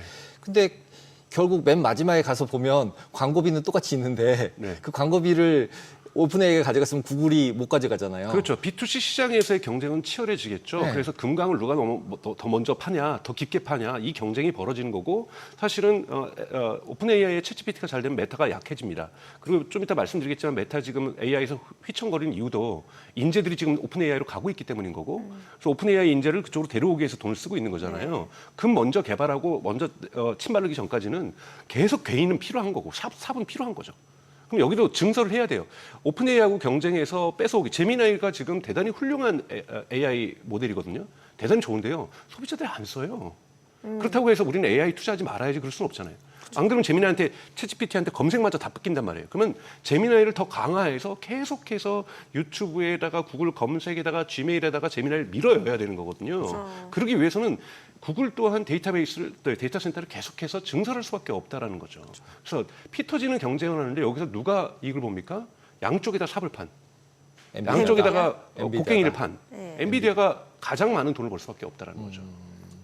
AMD는요? 네? AMD도 같이 성장하는 거죠. 그러니까 저는 엔비디아만 성장하지 않아요. 엔비디아에다가 예를 들면 엔비디아가 설계를 할 때 반드시 케이던스라는 회사에서 만든 소프트웨어를 씁니다. 네. 케이던스가 좋은 이유는 뭐냐면 케이던스의 소프트가 엔비디아에 팔리면 이것이 TSMC에서 어떻게 만들어진지 설계를 조정하면은 공정상으로는 어떻게 되는지까지도 다 통합된 플랫폼이거든요. 네. 좀 그래서 케이던스 주가도 지금 상한가를 쳤잖아요. 그러니까 ARM도 마찬가지고, 그러니까 즉 이 AI와 관련된 반도체와 관련된 밸류체인에 있는 기업들이 지금 주가가 다 상한가를 치고 있는 것. 네. 그래서 예를 들자면 뭐 어플라이드 마테리얼스, 여기는 예를 들자면 전 세계 ASML 다음으로 두 번째로 큰 반도체 장비 업체거든요. 여기 같은 경우는 주로 이 패키징을 하는 쪽이고, 이 패키징 기술은 다 TSMC 공장으로 들어가 납품이 됩니다. 여기도 지금 주가가 상한가를 가지고 가고 있는 거고, 그 다음에 뭐 테러다인이라고 해서 테스트하는 것. 만들었으면 이것의 오류율이 어떻게 되고 수율이 어떻게, 이런 데도 지금 상한가를 치고 있는 거잖아요. 그 이유들은 뭐냐면 지금 AI 반도체와 관련된 이 밸류체인에 엮여 있는 모든 기업들이 함께 성장하고 있는 그런 국면으로 전 들어갔다라고 좀 보고 있습니다. 그러면 실질적으로 파이가 계속 커질 것이다. 그렇기 네. 때문에 나머지 이제 언젠가는 연간 이 기업들도 시장에도 조정이 오고 충격이 오겠지만 지금 다른 국면, 즉 지금까지의 AI 국면은 누가 굉장한 모델을 만드는가, 누가 이걸 가지고 기업 고객을 확보하는가, 개발자들을 확보하는가, 여기에 있었다면 이제는 남녀노소를 누가 먼저 확보하느냐. 남녀 요소. 그러니까 이런 시장으로 시장의 성격이 변했다라는 걸 여러분이 인지하는 것이 대단히 중요하다라는 거고, 거기에서 누가 돈을 벌 수 있을 것인가. 이거를 바라보는 것들이 되게 중요하다고 보고 있습니다. 그게 누군가요? 그것이, 그러니까 예를 들자면 전 챗GPT가 대단히 지금 대중성을 갖고 있지만 여기에 지금 구글이 총공세를 하고 있는 거고, 메타 또한 지금 사실은 AI 수장을 교체한 거거든요. 얀 루큰이라는 사람을 교체해버리고 지금 알렉산더 왕이라고 하는 스케일 AI의 창업자를 지금 데려와서 다시 한번 하겠다고 하면서 지금 슈퍼 인텔리전스 랩이라는 부서를 만들었어요. 그리고 거기서 오픈 AI에서 7명 뽑아갖고 이적료를 1억 달러를 줬습니다. 1인당. 네? 어마어마한 돈을 하면서 데리고 오면서 그때 이적료가 1,200억 원 우리 돈으로. 네. 그러니까 그렇게 주면서 데리고 온 거잖아요. 그래서 네. 다시 한번 뛰어보자. 우리가 지금 라마가 뒤처지고 있으니, 이러면서 엔비디아도 메타도 돈을 쏟아붓고 있는 거고, 이건 뭐냐면, 왜냐하면 이쪽에서 SNS를 하고 있다는 걸 준비하는 걸 알고 있는 거죠. 그러면 자기의 고객을 뺏어갈 거고 광고주를 뺏어갈 거라는 거예요. 지금 구글 또한 여러분 AI 모드라고 해서 지금 미국에서는 지금 적용이 됐습니다. AI 모드는 뭐냐면 구글에서 검색했을 때 이제 링크는 100% 사라지고 퍼플렉시티랑 똑같은 UI가 나오는 겁니다. 이러면 구글 검색 광고 놓치는 거예요. 그렇죠. 근데 그런 건데도 결정을 했다는 건 뭐냐면 챗GPT의 공세가 너무 크다라는 거예요. 이거를 막아내야 됩니다. 막아내기 위해서 치열하게 자신들도 과거에 우리는 링크가 여러분 원칙이에요. 이것이 반드시 그런 식으로 해서 고객을 유치할 수는 없는 거잖아요. 다 저리로 가버리는 거죠. 그러기 위해서 그들 또한 이걸 하기 위해서 GPU가 여러분 구글, 네이버를 지금 제가 비난하는 건 아니지만 네이버를 치면 AI 브리핑이라고 나와요. 근데 이거를 제네레이션 하는 게 아니라 저장돼 있던 캐시에서 가져와서 보여줍니다. 비용을 많이 쓰고 싶지 않아서. 근데 AI는 제네레이션. 그때 우리가 불렀을 때 그때 만들어낼 때 GPU를 써요. 그러니까 구글은 전통적인 검색 광고보다 AI 검색 광고 훨씬 더 많은 비용이 들어갑니다. 오죽했으면 샘 알트만이 제발 고맙다는 말 좀 하지 말라고. 땡큐 좀 하지 말라고. 끝나고 검색 결과 주면 그때 또 GPU 또 들어간다잖아요. 그래서 GPU가 녹는다. 여러분들의 땡큐 때문에. 전 세계인이 다 한 명씩 8억 명이 땡큐 한다고 생각해 보세요. 그러니까 그렇게 GPU가 지금 많이 들어간다는 거예요. 그래서 여기에서 승자는 누가 될지 모릅니다. 하지만 여기에서 승자가 진짜 왕이 될 거고요. 이 왕을 킹메이킹하는 기업이 대표적으로 엔비디아라는 거죠. 근데 원래 킹메이커는 권력이 교체돼도 계속해서 돈을 법니다. 그렇죠. 네. 위에 수장만 바뀌고 옆에서 계속 킹메이커 역할을 그렇죠. 하니까. 예. 네.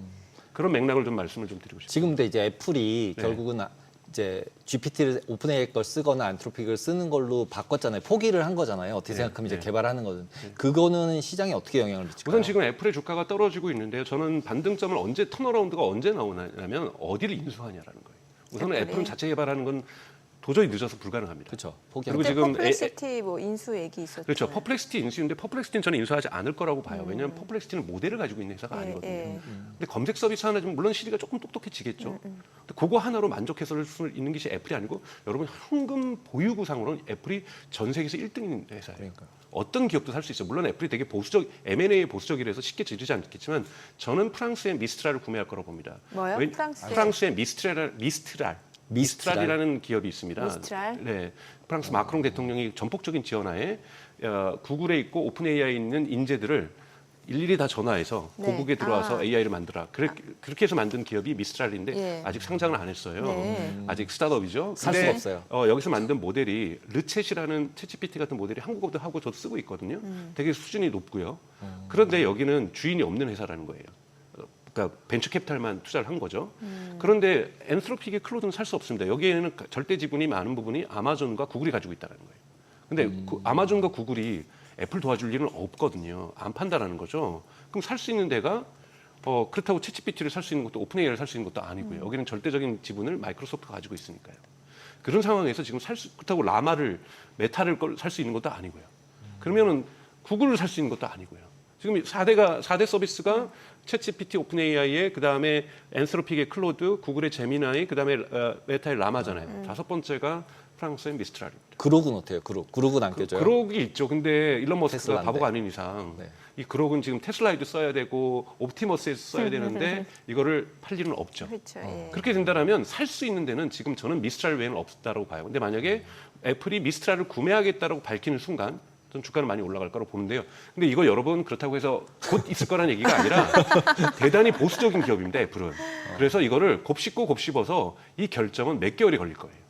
그러니까 이렇게 쉽게 결정할 기업이 아니거든요. 그리고 원래 애플은 정보를 흘리지 않잖아요. 맞아요. 진짜 완전 보안이 철통인 것 같던데. 그래서 퍼플렉시티가 블룸버그에 의해서 보도가 됐어요. 그건 뭐냐면 임원진들이 초기 단계에 한번 생각해보고 있다고 보도가 나왔어요. 그런데 이제 그 다음 뉴스들은 퍼플렉시티 인수 가능성 이렇게 맞아요. 보도가 된 거죠. 그래서 그건 흘렸다라는 건 퍼플렉시티 인수 안 한다는 뜻이에요. 그래서 안 한다는 저의 뜻이다. 추측은 지금 중국 기업을 또 인수할 수도 없는 거고요. 후보는 지금 프랑스에 하나 있는 미스트랄 외에는 없다라는 거죠. 물론 그 우리나라에 사이에 없을까요? 아직은 없죠. 근데 그 사이에 뭐 네이버나 뭐 LG가 만든 것이 프랑스의 수준까지 올라간다. 그럼 후보에 들어갈 수 있겠지만 아직 격차가 분명히 존재하고 있기 때문에요. 좀 기다려볼 필요가 있다고 봅니다. 아까 그리고 그 엔비디아 그 밸류체인 기업 중에 하나가 뭐 케이던스. 케이던스 디자인 시스템즈 네, 네. 이거 주가가 한 $328 정도 네, 되는. 거의 상한가죠. 네. 아니 관심 종목에 좀 올려놓으려고 그래서 여쭤봤습니다. 네네. 테슬라 좀 여쭤볼게요. 네. 테슬라 보니까 이제 주가가 뭐 일론 머스크하고 뭐 트럼프와 설전에 따라서 주가 희비도 많이 영향이 있는 것 같고 간밤에 나온 소식은 그래도 2분기 인도량이 감소했는데 예상보단 괜찮았다. 뭐 갖다 붙이기 나름인 것 같은데. 네, 맞습니다. 예, 테슬라 주가 어떻게 저희가 어떤 변수부터 좀 체크하는 게 좋을까요? 우선 정치 변수는 분명히 존재하는데 네. 여러분 정치 변수 저도 개인적으로는 반대합니다. 이렇게 정치에 개입하는 것 기업의 대표가 기업 열심히 해야지 정치에다 아무리 그 법안이 자기가 생각하기에 반대해도 그러면 그걸 관련된 업체에다가 정치인들에다 후원만 하면 되는 것이지 저렇게 나서는 건 문제가 있다고 보는데요. 문제는 테슬라 일론 머스크의 그러한 어떠한 일론 머스크 리스크죠. 네. 이 리스크의 그 지속 기간이 주식시장에서 오래 가지 않습니다. 항상 뭐 프로덕션 해 생산의 지옥이야 막 이런 얘기하고 뭐 어디 가서 실언하고 어디 가서 무슨 발언해도 주가가 항상 반응을 해요. 맞아요. 근데 곧 회복을 합니다. 이러한 부분이 있다라는 것을 여러분들이 기억을 하셨으면 좋겠다고 생각이 들고요. 물론 제가 좀 걱정하는 것은 이 법안이 통과가 안 되면 좀 골치가 아파요. 오히려. 왜냐하면 법안이 통과가 안 되면 트럼프 입장에서는 이걸 가지고 달려가야 되는데 보니까 일론 머스크가 뒤에서 의원들 왜냐하면 지난번에 여러분 다시 하원으로 갔잖아요. 예. 한 표 차이로 통과했습니다. 맞아요. 예. 그러면 2표만 일론 머스크가 돈 주고 사버리면 이런 표현은 좀 거칠지만 영향을 줘서 사버리면 이건 부결되는 거거든요. 그러면 트럼프가 생각하기에 대통령이 생각하기에 쟤 때문이야라고 생각할 거예요. 충분히 그럴 수 있죠. 그러면 그래서 저는 통과되기를 바라거든요. 오히려. 근데 이런 갈등의 요소들은 분명히 외부 변수로 존재하는 거고요. 예. 테슬라 주가가 이번에 인도량 다음에도 올라갔던 이유는 사전 선반영이 됐기 때문이죠. 여러분 계속해서 주가 떨어질 때마다 뭐라 그랬습니까? 유럽에서 판매량이 안 좋다는 뉴스 때문에 그날 주가가 떨어졌습니다. 이런 뉴스 보도하셨잖아요. 네. 계속해서 유럽의 상황이 좋지 않다, 중국의 상황이 좋지 않다, 2분기 매출 정말 최악일 거다 이런 보도가 계속 나오고 계속 나올 때마다 주가가 주춤주춤했습니다. 그건 선반영이 이미 거의 많은 부분 됐다라는 부분이고 다들 기대치를 높게 갖지 않았는데 어머 생각했던 것보다 심하지 않은 데가 나온 거잖아요. 이런 부분이 있다라는 거고 지금 테슬라 주가에서 중요한 부분은 자동차가 중요하지 않다라고 주장하시는 분들도 많고 미국의 애널리스트들도 그런 분 많은데 저는 그렇게 생각하지 않습니다. 자동차라는 이 층 위에 AI가 자율주행과 로보틱이 세워지는 거거든요. 새로운 층이긴 하지만 자동차라는 층을 협소시켜서는 안 된다고 봐요. 물론 일론 머스크가 생각했던 연간 2천만 대를 생산하겠다. 이건 일론 머스크 스스로 철회한 계획이죠. 근데 그 다음 목표로 세운 건 뭐냐면 300만 대예요. 300만 도로 가야 됩니다. 연간 생산량이. 근데 올해는 못 가는 건 분명한데요. 여러분들이 1분기 어닝콜에서 컨퍼런스 콜에서 했던 테슬라 CFO가 일론 머스크가 했던 약속이 있어요. 상반기 중에 저가 차량을 출시하겠다고 얘기를 했어요. 이것이 지연된 거죠. 그렇네요. 저가 차량 얘기는 아무도 안 하는 것 같은데요. 그렇죠. 근데 그 로이터가 보도를 했거든요. 취소했다라고. 근데 취소했다고 근데 요즘 계속해서 언론 보도나 몇 군데 나오는 건 뭐냐면 이상한 포장을 한 테스트 차량이 계속 돌아다닌다는 거예요. 이건 신차일 가능성이 높다라는 거죠. 그리고 또 하나 보셔야 될 소식은 LFP 배터리 공장을 급하게 만들었어요. 그 뉴스는 보셨을 텐데 처음으로 테슬라가 직접 LFP 배터리 공장을 만들었는데 최근에 뉴스에 나온 건 뭐냐면 완공에 거의 임박해 있다라고 그 얘기하고 있어요. 보급형 모델에 들어가는 배터리. 보급형 모델과 메가팩이 들어갈 거죠. 메가팩. 왜냐하면 중국형 LFP 배터리 수입하는데 관세가 지금 붙어 있거든요. 네네. 그러다 보니까 중국에서 수입을 못하는 거죠. 그래서 어떻게 공장을 만들었냐면 LG나 파나소닉이 같이 한 게 아니라 CATL에 공장 설비를 사갖고 왔어요. 그래서 그냥 그거대로 조립을 한 겁니다. 대단히 빠르게. 그래서 공장 설비를 사갖고 온 것은 관세에 걸리는 건 아니니까요. 그렇죠. 예. 여기서 LFP 자기네 지금 리튬 정제소도 지금 작동을 하고 있는 거고 여기에서 LFP가 나오는 순간 신차를 발표할 가능성이 높습니다. 그 LFP를 써서 그러면 차량을 보조금이 없더라도 보조금보다 더 저렴한 차량을 공개할 때 저는 그때가 턴어라운드가 하나의 지점일 거라고 저는 생각이 들고요. 두 번째는 오스틴에서 네. 얼마나 빠른 속도로 지오 펜싱을 확대하는가. 지금은 웨이모보다도 작은 지역에서 운영되고 있어요. 지오 펜싱이 뭐예요? 지오 펜싱은 이제 펜스가 이제 울타리거든요. 네. 울타리를 쳐서 이거 이상은 주행을 안 하는 거예요. 그러니까 지도상에서 넘어가지 예를 않을 곳 들면 딱 쳐놓은 거 특정적으로 예를 얘기하시는 들면은 거죠? 여기 상암에서만 달려 이거거든요. 근데 오스틴 전체 면적이 4분의 1도 안 되는 지역이에요. 그러면 본격적으로 시민들이 이용할 수가 없는 거죠. 출퇴근으로. 그렇기 때문에 웨이모보다도 지금 반 정도 작습니다. 웨이모 정도로 키우고요. 웨이모도 전체의 반 정도, 오스틴의 크게 반밖에 안 됩니다. 이걸 오스틴 전역으로 확대하는 것을 몇 월에 하느냐. 그렇게 되면 여러분 오스틴 전역에 확대하기 위해서는 최소 500대가 필요합니다. 지금 웨이모가 300대를 운영하고 있거든요. 네. 그러면 웨이모보다 2배 지역에 살려면 500대는 필요한 거잖아요. 500대, 600대에 가면요. 이 우버가 매출이 줄어들 수밖에 없습니다. 오스틴에서. 이것이 뉴스에 나오는 순간 즉 기대와 믿음으로 지키고 있었던 테슬라의 로보택시의 시대가 캐시플로우로 전환되는 거거든요.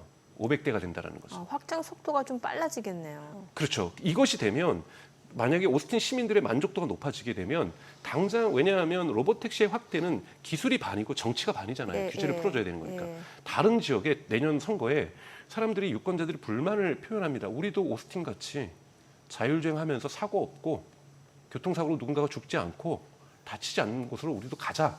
지금은 다양한 버즈들이 있고 뭐 웨이모가 좋니 뭐가 좋니 가장 중요한 건 우버가 얼마나 빨리 몰락하는가거든요. 우버가 빨리 몰락할수록 테슬라는 그거만큼 현금을 가져오는 것이기 때문에 처음으로 테슬라의 재무제표에 AI에 의한 캐시플로우가 만들어지는 겁니다. 로보택시가 AI에 대한 캐시플로우라고 보시는 건가요? 그렇죠. 그렇게 정의합니다. 이거는 모든 투자자들이 월가도 그렇기 때문에 로보택시가 지금은 뭐 4.2달러 해도 사실 들어가는 돈에 비해서 이것도 아니고 이건 지금 인플루언서들만 지금 태우고 있는 거잖아요. 시민들이 신뢰를 가지면서 타기 시작한다. 이래서 캐시플로우가 생긴다. 이때 처음으로 테슬라의 재무제표에 AI에 대한 항목이 생기는 것. 이 부분은 테슬라의 주가의 턴어라운드를 만듭니다. 왜냐하면 펀더멘탈이 변하는 거니까요. 지금까지의 멀티플에 대한 기대 이거를 받쳐주는 수치가 나온다는 것이 되게 중요한 거기 때문에 여러분들이 보셔야 될 것은 LFP 공장이 완성과 함께 신차가 발표되는가? 신차가 발표된다면 올라갈 것이고요.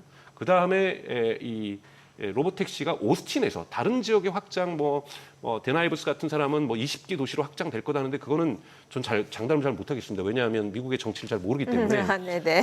제가 정치를 잘 안다면 저도 몇 개 한 25개라고 찍겠는데 그러지 못할 것 같고요. 그런데 테슬라에겐 다른 전략이 있다는 거죠. 뭐냐면 20개로 확장되기 전에 오스틴을 정리해 버릴 수가 있는 거예요. 만약에 다른 데가 막힌다면 그러면 우리가 오스틴에서 보여줄게. 오스틴 우버 그냥 정리하고 우버 사업 철수하게 만들고 이것이 바로 오스틴이 바로 미래 도시야라는 것들을 세계적으로 알릴 수가 있다라면 이것만으로도 큰 의미를 가질 수 있고 정적인 압박을 형성할 수 있습니다. 그리고 조금 아까 말씀하셨었는데 이제 메타가 네. 이제 1억 불씩 주고 이제 스카우트 해가지고 초인공지능을 만든다 그러고 있잖아요. 네. 그게 AGI랑 초인공지능이 같은 건가요? 다른 건가요? 요즘 갑자기 같- 이쪽이 뭔가 새로운 걸 만드는 것 같거든요. 예, 그러니까 요즘 AGI를 한다, 일반 인공지능 또는 초인공지능, 초인공지능. 슈퍼 인텔리전스를 한다고 해서 주가가 뛰는 시대는 지났지만 지났어요. 여러분들이 보셔야 되는 것은 왜 저렇게 샘 알트만도 맨날 AGI 얘기하고 댄 하사비스도 맨날 인터뷰하면 AGI를 얘기하고 엔트로픽의 CEO도 AGI를 얘기하고 왜 하냐면요. 보스턴 다이나믹스가 덤블링하는 거랑 똑같은 거예요. 이미 뛰어난 엔지니어들이 있는데 쟁탈전이 되게 심합니다. 그런데 엔지니어가 이미 돈을 많이 벌어요. 사실은 상상을 초월하게 돈을 벌잖아요. 그런데 자기도 역사책에 기록되고 싶을 거 아니에요. AGI를 만든 곳에 기록이 되고 싶은데 메타의 AI의 지금까지 수장은 누구였냐면 얀 루큰이라는 대단히 뛰어난 사람이에요. 정말로 뛰어나는데 이 사람은 AGI는 불가능하다고 항상 어디 가서 연설하는 분이에요. 그러면서 다 떠납니다. 어차피 저 사람하고 있으면 AGI도 안 만들 거고 비전이 없죠. 비전이 없다고 생각하는 거예요. 그럼 어차피 옮겨도 돈은 똑같이 주는데 네, 네. 제가 왜 메타에 있습니까? 그래서 메타에서 인재들이 엄청나게 유출됩니다. 그래서 라마4가 이번에 4월에 발표됐는데 심지어는 지금 이건 루머입니다만 속였다라는 말도 있어요. 다운로드 받았더니 오픈소스를 해서 그 성능이 안 나더라는 거예요. 그러면서 지금 메타가 AI에 있어서 위축되기 시작하고 있는 것, 이것을 CEO가 급하게 불을 끄면서 그 사람을 교체하고 수장을 바꾸고 우리도 슈퍼, 네, 우리도 네. AGI 간다. 그러니 우리에게도 돈도 많이 줄 텐데 우리랑 가도 역사를 쓸 수 있다. 이러한 부분들이 대단히 탑 클래스의 그 AI 과학자들에게는 마음이 중요한 거, 자기가 어디 가서 쓰느냐, 문화적 자긍심이 대단히 중요한 거잖아요. 왜냐하면 여러분 딥시크에 있던 양원평이라는 CEO가 뭐라 그랬습니까? 우리가 돈은 웬만큼 주겠지만 떼돈을 주지는 못하지만 우리는 그 대신 여러분 저하고 일하면 역사에 기록될 거라고 그랬어요. 중국의 역사에 기록됐잖아요. 그러니까 그것이 엄청나게 사람들의 가슴을 뛰게 하는 거거든요. 이런 부분들도 사실 참조할 필요가 있다. 그래서 AGI 자체가 중요한 것이 아니라 그것이 인재를 확보하는 데서는 대단히 중요한 전술적인 작업이라는 것. 그래서 너무 여러분도 그렇다고 AGI 오면 일자리 다 없어질까 이렇게 걱정하지 마시고 그거보다 더 중요한 것은 인재를 땡기기 위한 매력적으로 끌어모으기 위한 각 CEO들의 전술적인 어떤 행동이다. 이렇게 이해하시는 것도 분명히 있으셔야 될 거라고 저는 생각이 듭니다.